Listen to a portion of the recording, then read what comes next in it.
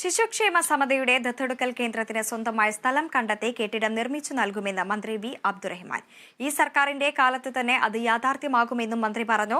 സംസ്ഥാന ശിശുക്ഷേമ സമിതിയുടെ കീഴിലുള്ള മലപ്പുറം ദത്തെടുക്കൽ കേന്ദ്രത്തിന്റെ പുതിയ കെട്ടിടം ഉദ്ഘാടനം ചെയ്യുകയായിരുന്നു അദ്ദേഹം. ദത്തെടുക്കൽ കേന്ദ്രത്തിനു വേണ്ടി സർക്കാർ ഉടമസ്ഥതയിലുള്ള സ്ഥലം കണ്ടെത്തി ഏറ്റെടുക്കുമെന്നും മന്ത്രി പറഞ്ഞു.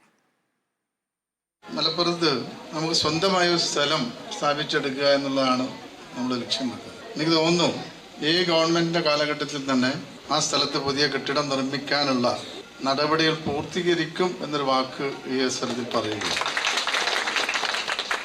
സംസ്ഥാന ഗവൺമെന്റ് ഉടമസ്ഥയിലുള്ള ഏതെങ്കിലും ഒരു സ്ഥലം കണ്ടെത്താൻ നമ്മൾ ശ്രമിച്ചുകൊണ്ടിരിക്കുന്നു.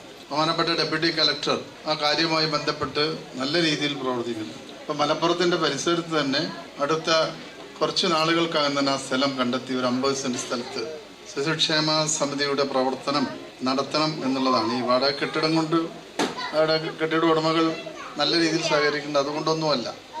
എല്ലാ കാലങ്ങളിലും ഈ കുട്ടികൾക്കുള്ള പരിചരണം ഉറപ്പ് വരുത്തണമെങ്കിൽ സ്വന്തമായൊരു സ്ഥലം വേണം എന്നുള്ളൊരു കാര്യം കൂടി ഉണ്ട്. അതുകൊണ്ടാണ് അത്തരത്തിൽ അത് സൂചിപ്പിക്കാൻ കാരണം.